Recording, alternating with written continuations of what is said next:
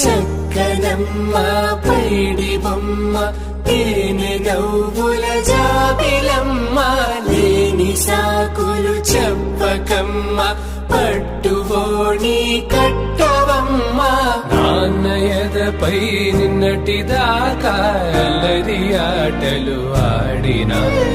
చిన్నారి తల్లి లేత భుజములు నేడు చీరలు మోయునా